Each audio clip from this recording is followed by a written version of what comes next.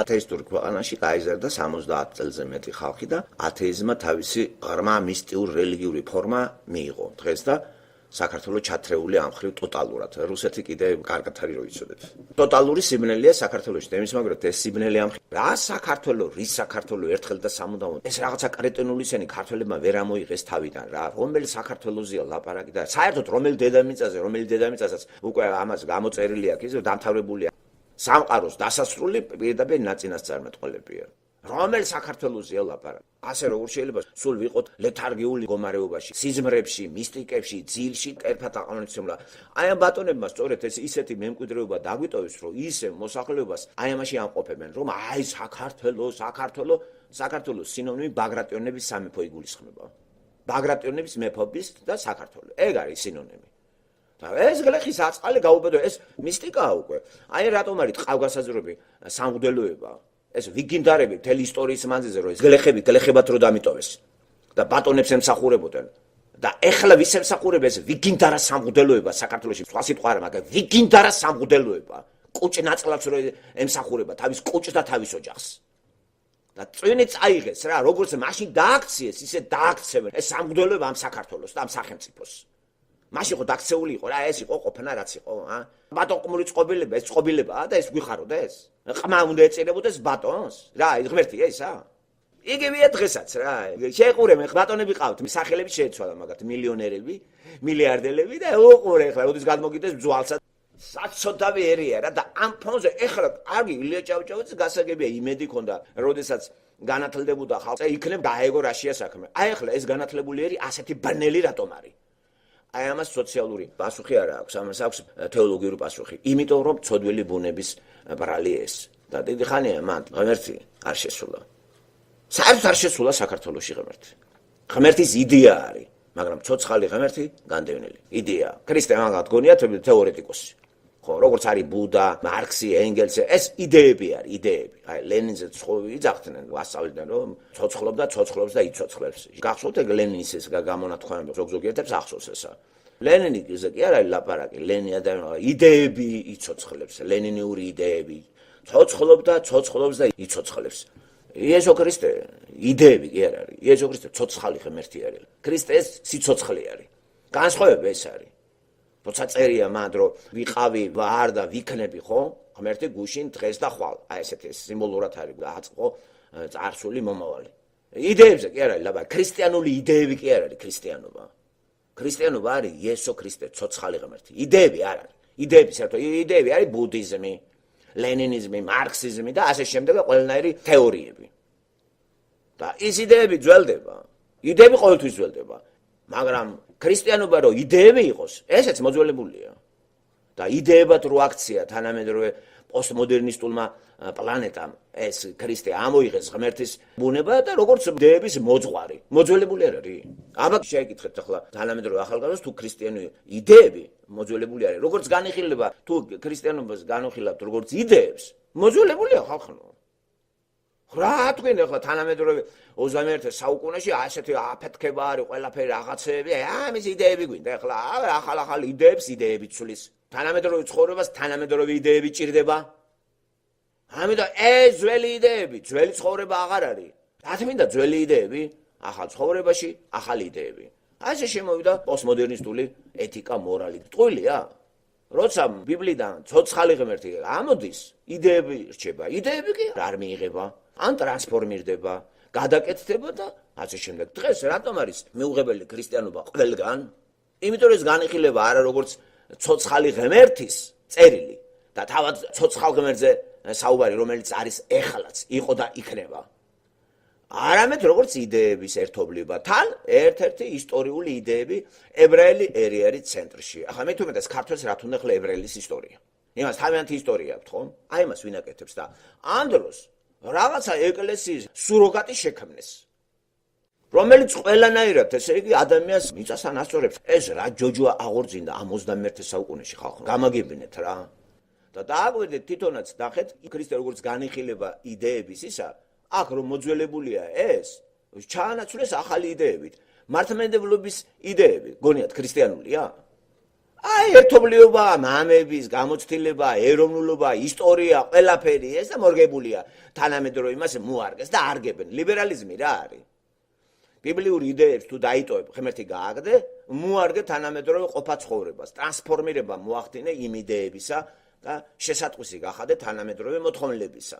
ლიბერალიზმი ეგ არის, სხვა კი არაფერი არ არის. ამისგან განზე დგას ის უმცირესობა, რომელიც ბიბლიას განიხილავს როგორც ცოცხალი ღმერთთან ურთიერთობას. ცოცხალ ღმერთთან ურთიერთობა მორწმუნე ბიბლიაში ჩაწელის განიხილავს ასე: მე გაცოცხლებული ადამიანი ცოცხალი ღმერთს მესაუბრება. ცოცხალი ღმერთის მითითებით ცხოვრობ და არა იდეებით, მითითებით. იდეები ბერძნული სიტყვა აზრი, ხო? აზრი ადამიანიდან მოდის. ხო და აქ ახლა ღმერთი როცა გელაპარაკება, აქ აზრი და იდეა განვასხვაოთ რა ერთმანეთისაგან ქრისტიანული მითითებები.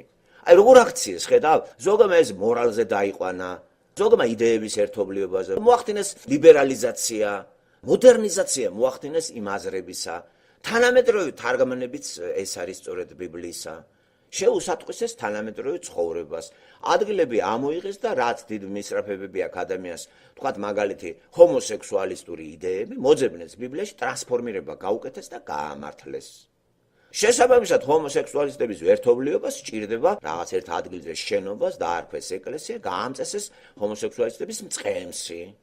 გაოცდებით რა ვიხდება. ჩვენ სწორი ორიენტაცია გამოიმუშაოთ დედამიწაზე ცხოვრებისა, სანამ გაგვიხმობს უფალი. ეს სწორი ორიენტაცია თუ არ გვქონდა სწორი დამიზნულება და აზროვნება, მაშინ გავმარჯოს ყველაფერს რა. არ შეიძლება მით უმეტეს გერქვას ქრისტიანი ოპერირებდე ქრისტიანული ტერმინოლოგიით ან სპეკულანტობდე და ფაქტიურად ქრისტეს ვარი უთხრა. და მის ადგილზე ბოთებმა მღვდლები განაწესო და მღვდლის ინსტიტუტი გააუქმა იესო ქრისტემ და საქართველოში მღვდლის ინსტიტუტის აქვს ესეთი დანიშნულება: შენ ცოდვილი ადამიანი მიდიხარ და პატიობს.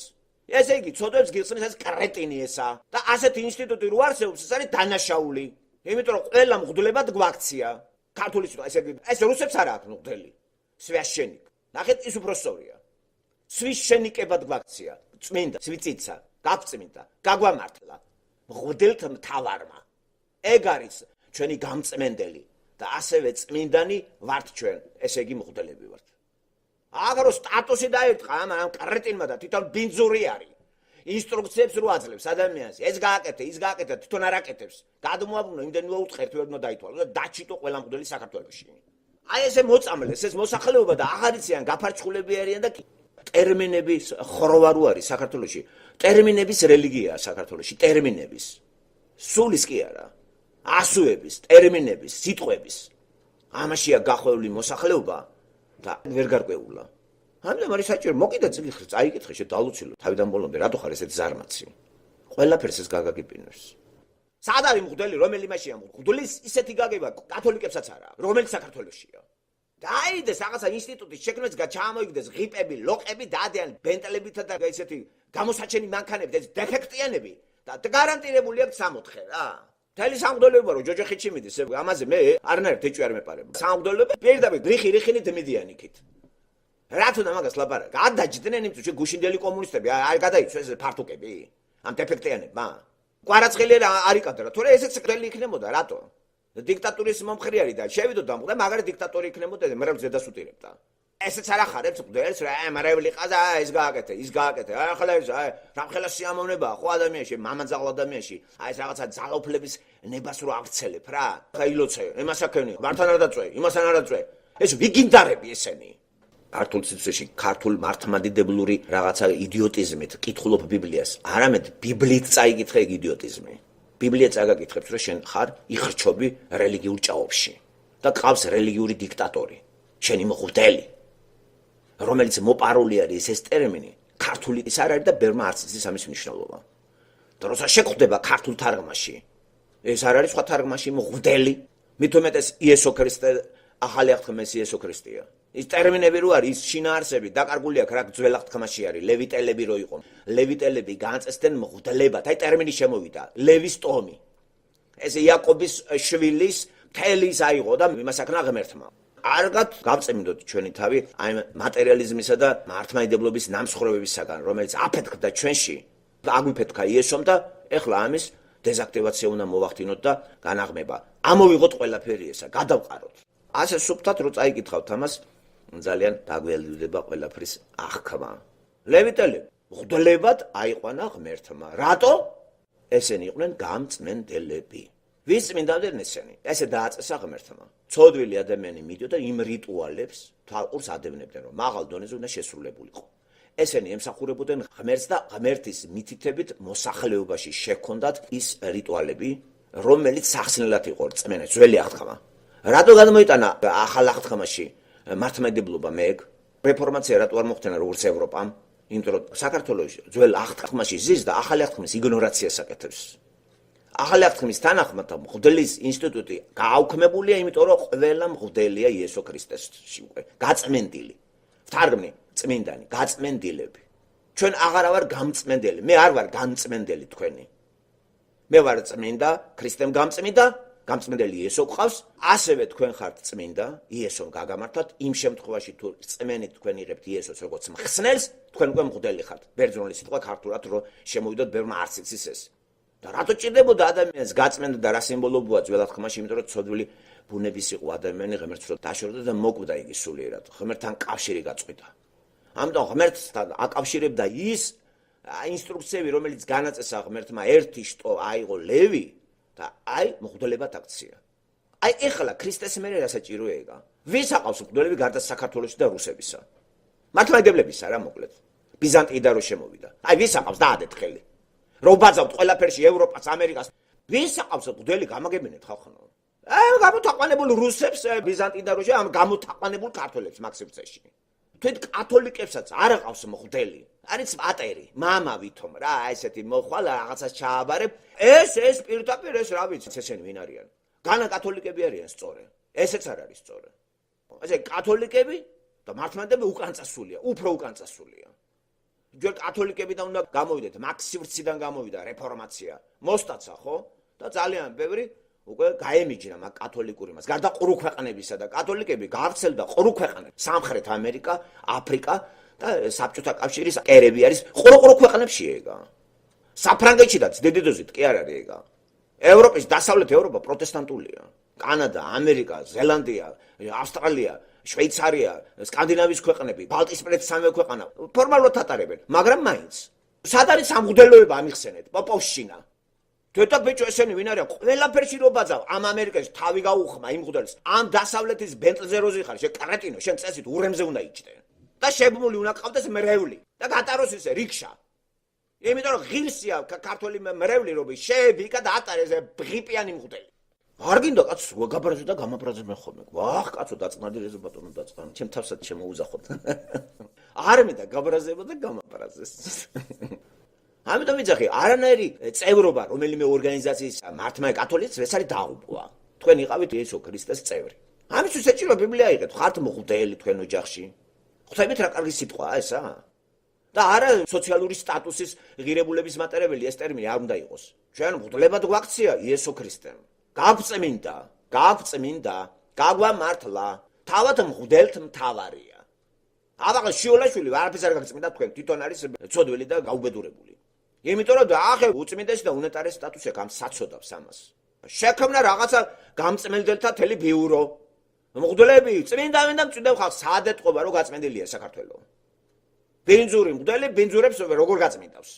ამიტომ ეგ ინსტიტუტი არის დასანგრევი და ახალი ასაშენებელი. ადამიანი მეცნიერებაში უნდა დაანგრიოს.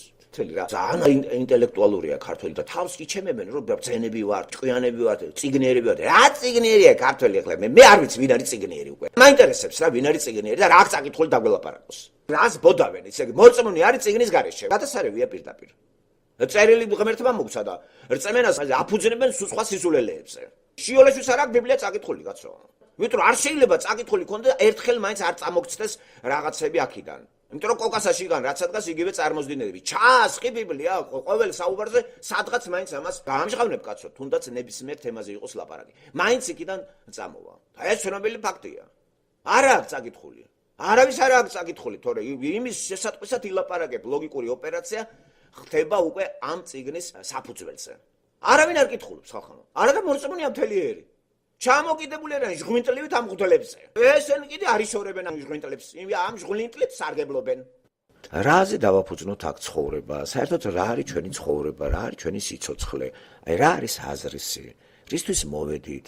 სად მივდივართ? ხო რა აზრი აქვს ცხოვრებას, როცა ჩვენი სიცოცხლე შემოფარგლულია რა ზოგისთვის 40 წელი, ზოგისთვის 20 წელი, ზოგისთვის ჩანასახში, ზოგისთვის მაქსიმუმ 100 წელი, მაგრამ ის 100 წელი ბოლო 20 წელი გამოჭუკებული არის. აი რა აზრი აქვს ესე? როგორ ვიწყებთ, როგორ ვამთავრებთ? ვიწყებთ ძალიან კარგად, სიხარულით, შენდებით, მივახცევთ აკმეს რაღაც გარკვეულ ზენits და მერე იწყება ჩვენი დაქვეითება. და ბოლოს გვიმწარდება სიცოცხლე თუ შეიძლება ასე თქვას. ყველაზე უსუსური და ძალიან მიუსაფარი არის ჩვენი დაძაბუნებული სხეული მოხუცებულობის ასაკი რო ქვია. და ჩვენ მარტოდ ვერ ვორიენტირებთ იმ სამყაროში. გვჭირდება დამხმარე პიროვნებები.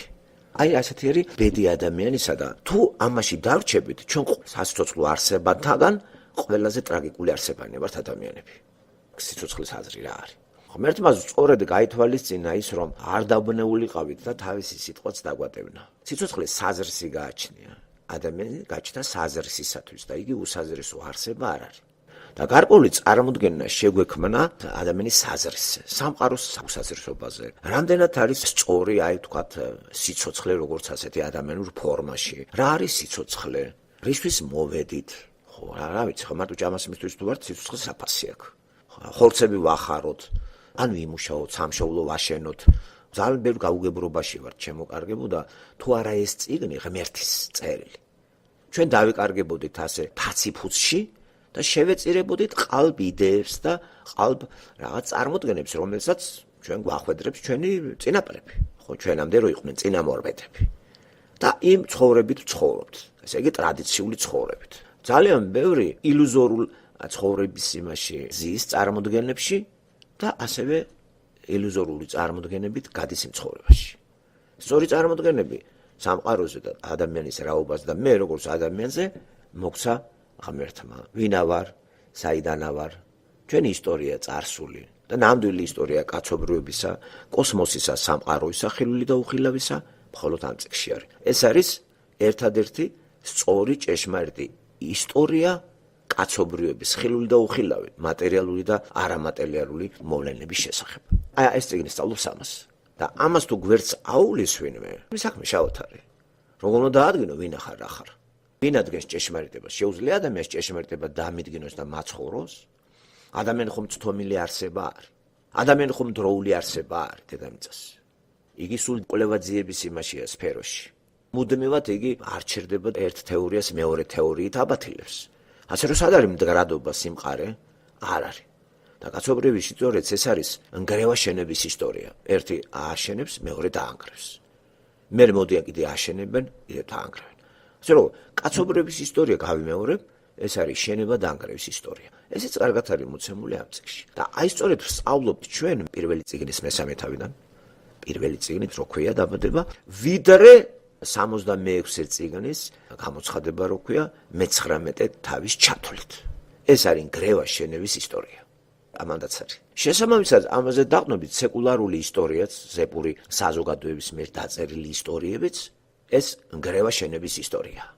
და თუ მოვაცლით ამ წიგნს პირველ ორ თავს, პირველი წიგნიდან და ბოლო წიგნიდან ბოლო ორ თავს, შეგვჩება ხელში მაგარი პესიმიზმი. ამიტომ მე ვფიქრობ, ძალიან ბევრი პესიმისტი ისტორიკოსები, ფილოსოფოსები ბიბლიის პირველ ორ თავს არ კითხულობენ არიციან და არც ბიბლიის ბოლო წიგნის ორი თავი არიციან. და სხვაში რაც არის, ამაში სწორი არიან. პესიმიზმის სახეზია. უიმედობა და აი აქედან ამოსული ამოკითხული ბიბლიის ეს ისტორია ნგრევა შენებისა, ბუნებრივია შენც გინდა შეიტანო წვლილი და შენების ისეთი თეორია დაგვიდო, თითქოს ეს იყოს მარადიული. ძალიან ასეთი ბევრი თეორიები შემოგტენეს. პოლიტიკოსებმა. უახლოესი წარსულის ისტორია იყო ძალიან ესეთი, რომელიც დღესაც გრიალებს, ეს არის სამყაროს მოწყობის მარქსისტული ლენინური თეორია. ან თუნდაც ერთ კაცს დაუკავშიროთ მარქსისტული თეორია. კომუნიზმის იმეზე მიწაზე 64-ის აშენების თეორია, მაგრამ განწირულია. ამ წიგნში ვკითხულობთ, რომ ადამიანი ერთჯერადი არსება არის აი ამ დედამიწაზე, ერთხელ მოხვედი და აღარასოდეს აღარ მოხვალ ამ დედამიწაზე, ცოდვილ დედამიწაზე. მაგრამ მოხვალ აუცილებლად გაგრძელდება ცხოვრება იმ ახალსა და ახალ დედამიწაზე, რომელიც ამ წიგნის ბოლოშია ჩაწერილი 21-22 თავში. და არა მარტო ახალ აღთქმაში, ძველი აღთქმის წიგნის 65 თავი ისაიასი ზუსტად ამას მიგვითითებს ჯერ კიდევ ძველ აღთქმაში. ახალიცა და ახალი დედამიწა. ისაიას ამას იძახის 2700 წლის უკან. ქრისტემდე 700 წლით ადრე, მანაც ეს ნახე შორეულ წარსულში ღმერთმა შეახედა და დაანახა.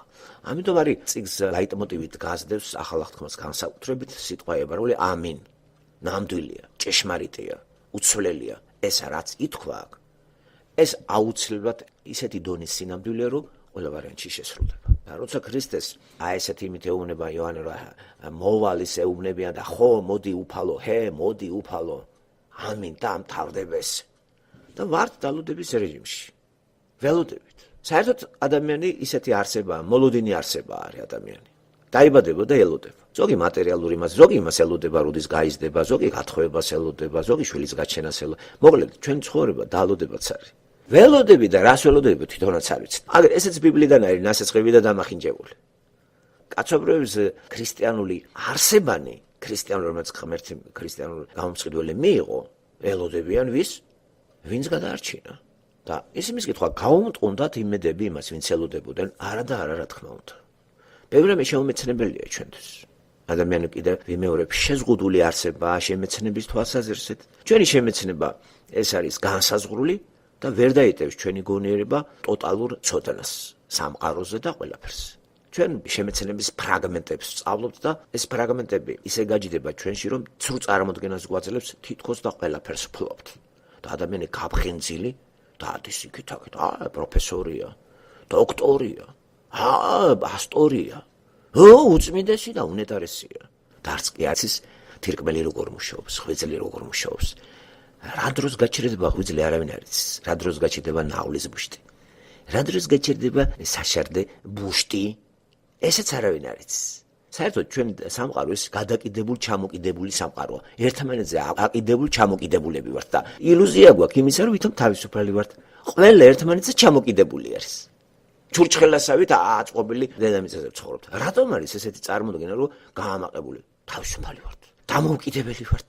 რისგან ვართ დამოუკიდებელი? ჰაერზე ვართ დამოუკიდებული, წყალზე ვართ დამოუკიდებული, ყველაფერზე ვართ დამოუკიდებული. სადავთ, რა დამოუკიდებელი ვართ? სად არის ეს ძიება ამ დამოუკიდებულებისა? პოლიტიკურად ვართ დამოუკიდებელი, სოციალურად ვართ, ბიოლოგიურად ვართ დამოუკიდებელი, რაზე ვართ? მიბმული ვართ ფიზიოლოგიაზე, ისე ხარ დამოუკიდებული შარდის ბუჟზე, გაგისვიდება შარდი, გაგარბინებს ტუალეტში, მოგაფსმენებს. რანაირად ხარ დამოუკიდებელი? ძალიან ვამარტივებ ახლა შეგნებულად ვულგარულ იმაში გადამყავს, რომ უფრო და უფრო შევძრა ადამიანი თავის ბიოლოგიაში, თავის მატერიაში და მეტად დაუახლოვდეთ იმ ციურს, რომელზეც ლაპარაკია ამ ბიბლიაში. ღვთაებრივს. ესე იგი ჩვენში უნდა იყოს ღვთაებრივი. თუ ღვთაებრივი არ არის, რა თქმა ამის საკითხვა.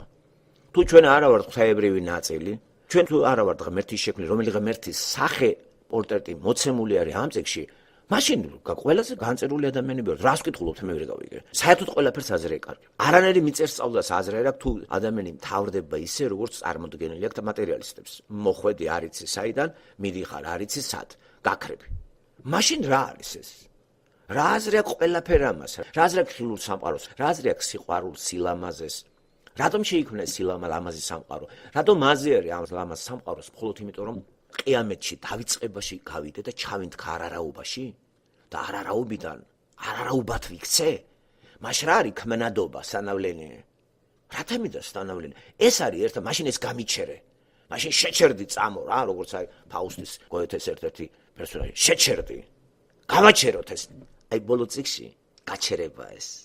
ის რასაც ნატრულობდა მეფისტოფელეში, ხო აი ეს რომ შეჩერდი წამო. ან ოსკარ უაილდის დორიან გრეიში რომ გააჩეროს ეს სილამაზე რომელიც არის. შეიძლება ამის შეჩერება? რა თქმა უნდა თუ ჩვენ ღმერთმა შექმნა ისეთი რომელიც ეხლა ვართ ამ წუთში, ასეთი ღმერთის თაყვანისცემა მე მგონი სწორი არ იქნება. მაგრამ ისეთი ღმერთის თაყვანისცემა რომელიც ბიბლიაში დახატული, აუცილებელიც არის. ესე იგი ჩვენ ვართ არსებანი, ისეთი რომლებიც თაყვანსაცემი არსებანი ვართ. ჩვენ უნდა ვეთაყვანოთ. თაყვანი არსებანი ვარ იმ გაგებით რომ სათაყვანებელი არსება რომელმაც ეს სამყარო შექმნა და ჩვენი დაუმორჩილებლების გამო დავამახინჯეთ ისევ ამის აღდგენას ემსახურება ის გამოსყიდვა რომელიც აი ბიბლიაში ჩაწერილია და რომელიც მამა ძეს ავალებს. ქრისტიანული რწმენა ცოცხალი რწმენაა. როცა ლაპარაკობენ ქრისტიანის რწმენა, ის ცოცხალი რწმენაა, დაბადებულია. როგორი შექმნა სამყარო მან? ვირის შექმნა? რისთვის შექმნა ადამიანი? პატრიოტული მოტივებისათვის შექმნა? დროშების ფრიალისთვის შექმნა თუ ისე კომუნიზმის მოწყობისათვის? ასეთი წერია ბიბლიაში ადამიანი შექმნა პატრიოტული მოტივებისათვის. არც მწერლობისთვის შექმნილა ადამიანი და არც კიდე რაღაცა მხატვრობისთვის. არ შეუქმნია მაგისთვის. შენ ფუნჯი და მოლბერტიო უთხრა ადამს. შენ კიდე კალამკალიმსტარი ევაბატონ და ჩხაპნე წიგნებიო. ეგ არ უთხრია მას. ეს ცოდვადაცემულ სამყაროში რო შემოვედით ადამიანი გადარჩენისთვის ყველაფერს კადრობს. მიწერი გადარჩენა იგულისხმება. ამიტომ ეს პროფესიები მხოლოდ საკონფლიქტოდ არის შექმნილი. ერთი მეორეს კონკურენციას უწევს. მხოლოდ იმისთვის სად უფრო მეტად ფული მოიხვეჭება. რო იოლი გამდიდრებისთვის ირჩევენ პროფესიებს. ეს ხო დაწყევლილია ქვეყანა. აკი ცოდვის გამო დაიწყევლა დედამიწა და ყველაფერის რაც დედამიწაზე არის. მცენარე, ხე, ცხოველი, ყველაფერი. აი ეს წყევლა მოხსნა იესო ქრისტემ. და მთელი ისტორია სისხლის ზღვრის ისტორია, კაცობრიობის ისტორია. სიკვდილისა და სიცოცხლის ისტორია, შემოსვლა გასვლის ისტორია არის. ხო, სიღატაკისა და სიმდიდრის ისტორია, ბატონისა და მონის ისტორია, იცვლება როლები, ხან ამათ ქცეული პიროვნება ბატონად იქცევა, მერე ის ბატონი ახლა თვითონ რო ყმა იყოს შურს იძიებს, ბატონს ჩამოაგდებს, ახლა ის გაყმავდება და გამონდება. აი ეს არის ისტორია. აი მას ატრიალებენ ხომ? და ჩვენ ამ ჯადოსნურ წრეში ვტრიალებთ. ბუნებრივია ასე რო აღიქვეს ბიბლიის გარეშე, თქვათ ინდუისტებმა და შესაბამისი რელიგია შექმნეს, ამას სანსარა უწოდეს. და ამისგან განთავისუფლების სხვა თეორიებიც შემოგთავაზეს. მაგრამ რა ჯანმრთელად გვინდა ინდუიზმი, ბუდიზმი, მუსლამი და რაღაცა სხვა იზმები, როცა არის ქრისტე იესო, რომელსაც ეს წიგნი თავისი იმით დაიწერა და არაფერი ზედმეტი მას არ უთქვია. პირიქით გითხრა, არაფერი ამას არ დავამატოთ და არც გამოვაკლოთ. ამიტომ თითოეული ჩვენთაგანის მოვალეობა აი ამ წიგნის გაცნობა. თუ აქ არის ჩვენი ბედი, ჩვენი კაცობრიობის და პირადად ჩემი ინდივიდუალური, ჩემი პიროვნების ბედი აქვს. ჩემი და ამ დროს ჩემი პიროვნება მაინტერესებს, თქვენ პიროვნება არ გაინტერესებთ, თუ სამშობლო გაინტერესებთ. პირველად სამშობლო კი არ გააჩინა. რაღაც ეროვნული. აი ეს დედამიწა იყო ადამიანსა და ევას სამშობლო.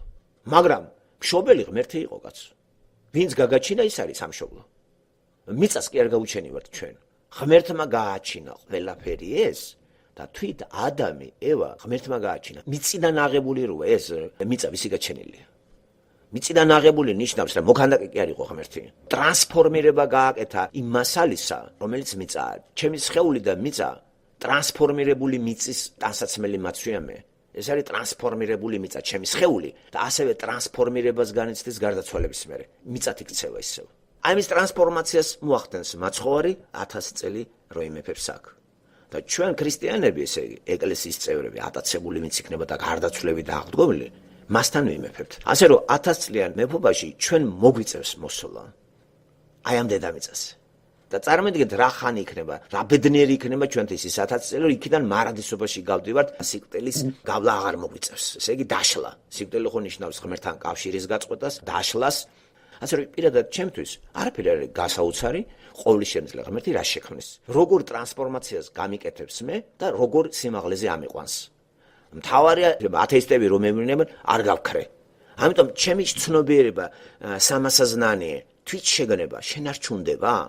დიახაც. ჩემი შეგნება მაღალ საფეხურზეავა.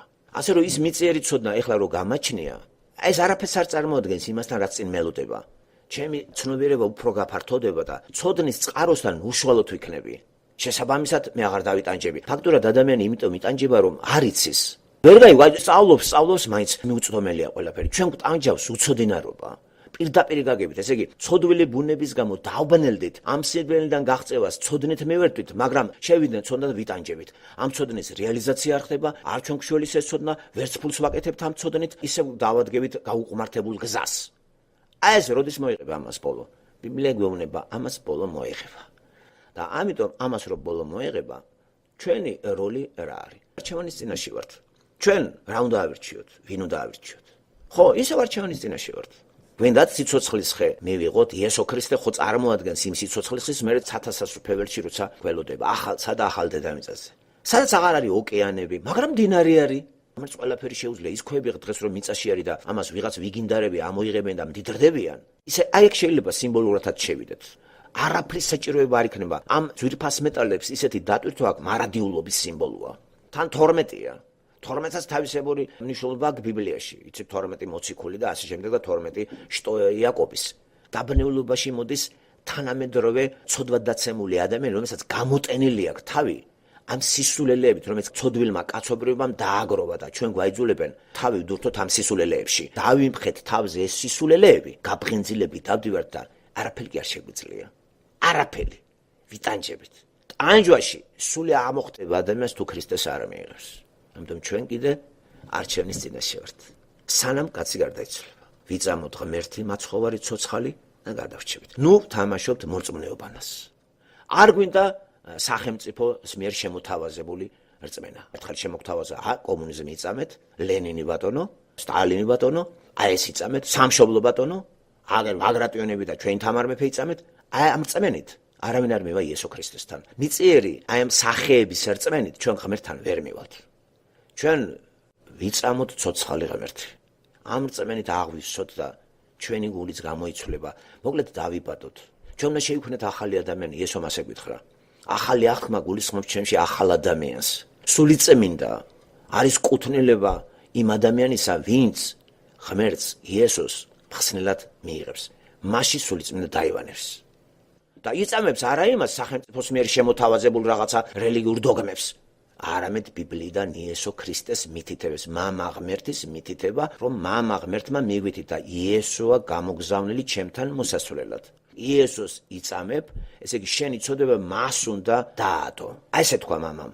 იესო ქრისტეს მოვალეობა დედამიწაზე არის ჩვენი წოდების აღება. ჯვარზე გაკვრა და მე რო ვიწამებ ამას გამართლება. ამის შედეგად ჩემში სულიწმინდას ეძლევა უფლება იმუშაოს. სულიწმინდის მეშვეობით მე იესოს ვადასტურებ როგორც ხსნას და იესოს მამასთან მივყევართ. ამიტომ გზა მამასთან მისასვლელი არის იესო ქრისტე. აი ეს თუ არ შევიგნეთ, ჩვენ მორწმუნეობას აზრი არ აქვს, იმიტომ რომ მორწმუნე იყო ყველა. ვინ არ იყო მორწმუნე და ვინ არ არის დღეს მორწმუნე? აბა გადახედეთ ისტორიას ვთქვათ, ეგვიპტე არ იყო მორწმუნე, ასურეთი, ბაბილონი, თუ დღევანდელი ინდოეთი არ არის მორწმუნე. ისეთ რწმენაში გადის ინდოელები, რომ მიმიქარავს. გაწმინდავებული ყავთ ვირთხები, ძროხები და ყველაფერი. აი რწმენა. ეს მრავალღმერთიანობა, აი მორწმუნე ხალხი. ხო, ხეები და სულები და თელი ამბებია. არა მეგობრებო. სახელმწიფოს მიერ შემოთავაზებულ რწმენაზე ვარი ვთქვათ. რომელიღაცა დეგენერატი კაცი, რომელიც თავის თეორიას ქმნის და შემოგტენის თეორიებს, ეს იქნება მუხამედი, ეს იქნება ბუდა, ეს იქნება კონფუცი თუ ვიღაცა სულელები. ამას ვარი უთხრათ. იესო ქრისტე ღმერთია. ამის იდეები კი არ არის თავარი. ეს პიროვნებაა თავარი. და პიროვნებას რომ მიიღებ, მე მიგითითებს სულიწმინდა, როგორ უნდა განახორციელო ცხოვრების აი ეს დადგენილი ნორმი, რომელიც ღმერთმა მოგცა და ამას იძულებით კი არ გააკეთებ, სიყვარულით გააკეთებ. ამიტომ სადანა რო დაიბორკება, მე ცოდვილი ბუნება გამოვლენებას ვერ იქმნის და ილუზიაში შევა ადამიანი, რომ კაი ტიპები არიან. ამიტომ სატანა გამოიშვება და მთელი ხალხი შეცდება. გამაოცამი ამან რა. და ეს ხო ღმერთმა დაწერა, მე მჯერა 100%-ით. ეხლა თუ ადამიანები სწოდავენ და არის ხოცვა, ჟლეტა, ომები, მთელი ამბავი, იმიტომ რომ სატანა დაბორკილი არ არის. მართალია კათოლიკება და მართლმადიდებლობა დაბორკეს ეს სატანა. და უცნაურია პირდაპირ, რას კითხულობენ ეგენი მაინტერესებს. რა თქმა უნდა ბიბლიას არ.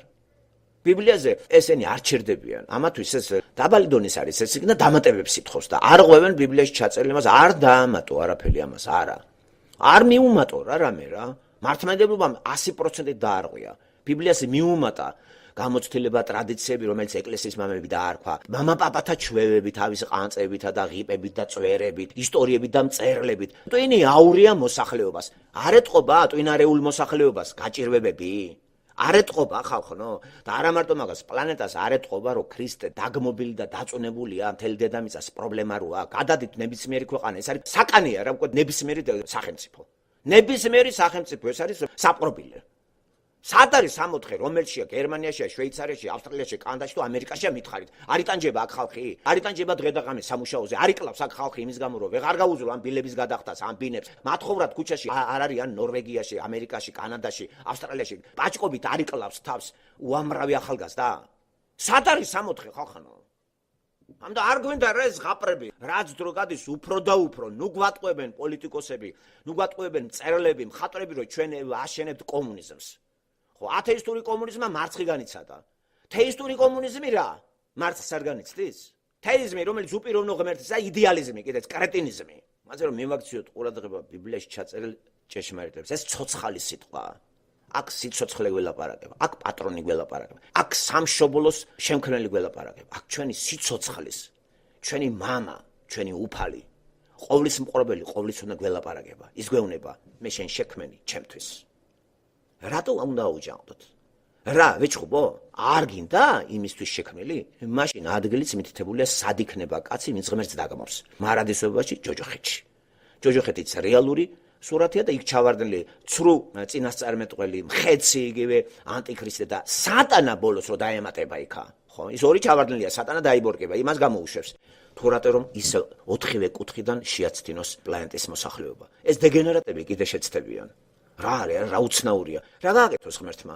ბოლო სიყვარულს ამტკიცებს, სატანის მიმართაც სიყვარულს ამტკიცებს. ანგელოზი იყო, ხო იცით ეს იყო ცისკრის ვარსკვლავით, ულამაზესი არსება იყო. მაგრამ აუჯანყდა რა ღმერთს, მოინდომა მისი ადგილი. ნუ გაოცდებით პირდაპირ. რა არის ეს ამოცანა? ვერაფრით ვერ ამოხსენით ეს რა არის. ვერ გავიგებთ ამას ჩვენ ადამიანები. რატო შექმნე ეს სატანა რა არის? ვიმტრიოთ თავი? მივიღოთ, რასაც გვეუბნება. მივიღოთ, ნუ ვიმტრებთ თავს. როცა შიერი ხარ ადამიანი, ერთი სული გაქვს, მუცელი ამოიყორო, იმას დაიწყებ ახლა ინგრედიენტის იმას რა არისგან გააკეთა მზარეულმა? ეტაკები მშვიდად თქლეფას დაუწყებ. ამიტომ მივიღოთ ღმერთი, რასაც ვიყოთ რა შიერი ადამიანები, რომ თქლეფა დაუწყოთ იმ ჭეშმარიტებას, რომელიც ღმერთი გთავაზობს. ნუ შევდივართ და ნუ ქეკავთ, ეს რა არის? როგორია? აქ ესია, აქ ისი. თქვენი ცით ღმერთზე მეტი? რომელიმე ჩვენთაგან მავიცით მასზე მეტი? მაშინ ჩვენ ყოფილვართ ღმერთი. ესე იგი ის რაც გითხრა რომ ნუ იქნებით ღმერთი კაცო. ქმნილებანი ვართ. სატანა გვეუბნება. არა, გატყუებს. ღმერთი იქნები. what? ერთმანეთს ბრძოლა კი არის ამ სოციალური მასში. როგორ არის ერთმანეთს? ახ მე უფრო ჭკვიანი ვარ. არა შენ არა. მე ვარ, მე შემიძლია. შენ არა, შენ ჩამოდავლე, შენ ჩემი ყმა უნდა იყო, მე მემსახურე.